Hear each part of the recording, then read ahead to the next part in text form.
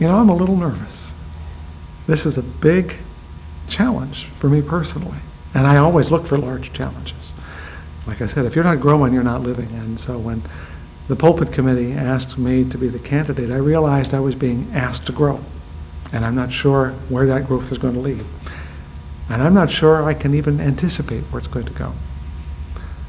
But I am sure that every time I have taken on a challenge, even when I felt a little anxious, I've always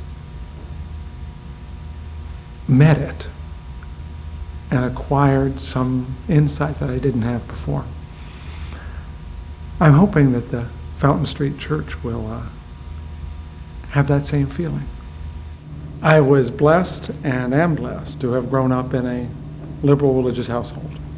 My mother and father, one was the lapsed Methodist and one was the indifferent Catholic, started having children, of which I'm the first.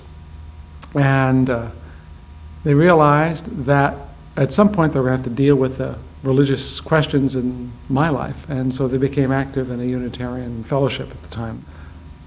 So in a certain sense, our spiritual journeys are always about our own choices, but also about the way others have helped us form our vision of the world. And in my case, my parents are absolutely essential. Forgive me, my mother just passed away this month, but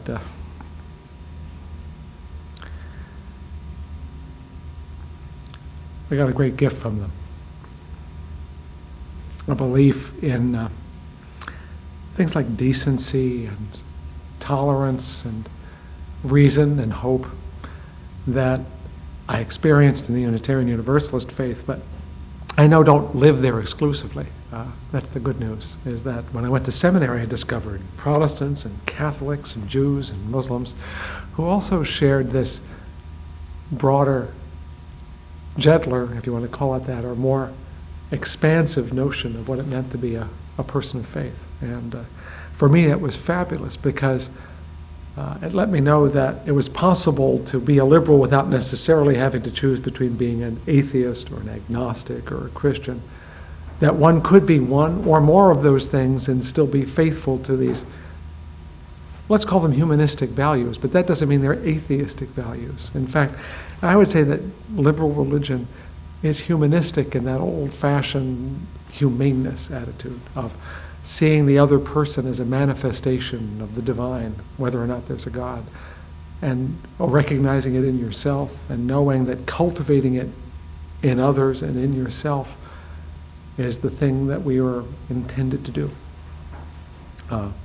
I define myself, and at this point, as, well, what's the right way to put this? I'm a scriptural liberal, which means I find that the traditions of Judaism and Christianity to be the ones that most challenge me and with which I struggle most intimately. But I see them as truly partners in trying to understand how I can live my life most vividly, most openly, most entirely. And one of the people I admired as a young minister was a fellow named David Rankin, who, when I first met him, was serving a Unitarian Universalist church then in, I think he was in San Francisco, and he went from there to Atlanta. And then I heard he came here. And so I said, Fountain Street Church, what is that? And I realized that there was such a thing as a liberal church that was not Unitarian Universalist or Reformed Jew or, and I said, it just registered. What is that? How curious. And then I learned it was in Grand Rapids, and I said, curious. And then I learned you had over 1,000 members, and that really is curious. And realized that there was something out there that I was intrigued about. It was some years later when I'd learned a little more about your history, but all of it inferential. Since you're not part of a denomination, that story doesn't go as far away as it would. And a colleague or two, people I respect a great deal, when you began searching for a new minister, said, Fred, you ought to look at this place. And so I did. I went to your website and I asked some friends, and I was intrigued. I was curious, still curious. And in some respects, I think that's part of the excitement. Even though I am a Unitarian Universalist by birth and training and still identify myself that way, what I hope for from the people here and from me is a willingness, if not an eagerness, to say, wherever I'm in my life, there is still more I can know and grow. If I were to choose a slogan for Fountain Street Church, meaning if I were to give you a mission, and I know it's not mine to give, but here's mine. It comes from the minister who inspired my parents. There it is again. A. Powell Davies, who at one point said, life is just a chance to grow a soul. And that's such a rich statement. People say we have to save souls and we have to protect them. I think that a soul is something you truly have to grow. You have to nourish. It is our job. And if you don't do it, it won't happen. It's not automatic. Life is a chance to grow a soul. And I'd like to think that that's a lifetime task. And that if we're really fortunate, when we get to the point where we know our lives are ending, we know that we have learned and grown and given of that learning and growth to others so that we not only benefited, but gave it back. I think an institution of this size and age has an enormous, there's an old-fashioned word, patrimony, legacy, that can be used to make this a better community. And I think you've done that. You've been a forum for unconventional ideas, a place to explore beyond the conventional, and that's great, and I expect that to continue. I think any church that's willing to bring Joseph Campbell or Molly Ivins or Michael Moore into your pulpit is a place I want to know more about. And yet I'm asking myself, where can you grow as an institution, like a soul? And I'm wondering what roles lie ahead for Fountain Street that can take the blessing of your history and apply it into the broader community. Not to win souls. Remember, we're not here to win souls, we're here to grow souls.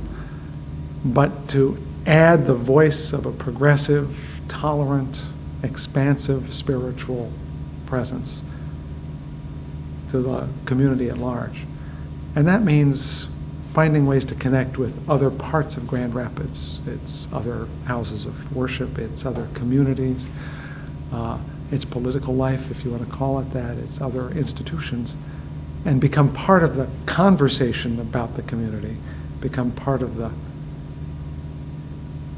effort to improve it at every level, and at some level to be part of illuminating that community, to shine that light in as many places as we can so that not only people who share our values can join us, but so the community that won't join us has to think about what we're saying and say, yeah, well, that's a good point.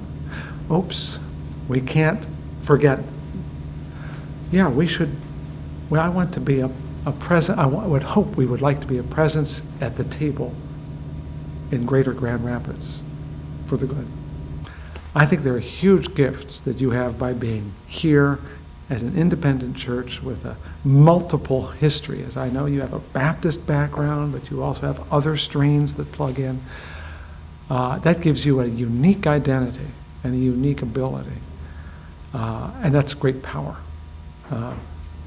You also have the blessing of having those other denominational legacies feeding you.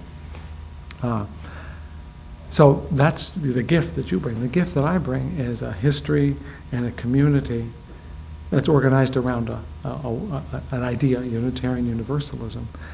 And my sense is they both strengthen and challenge each other.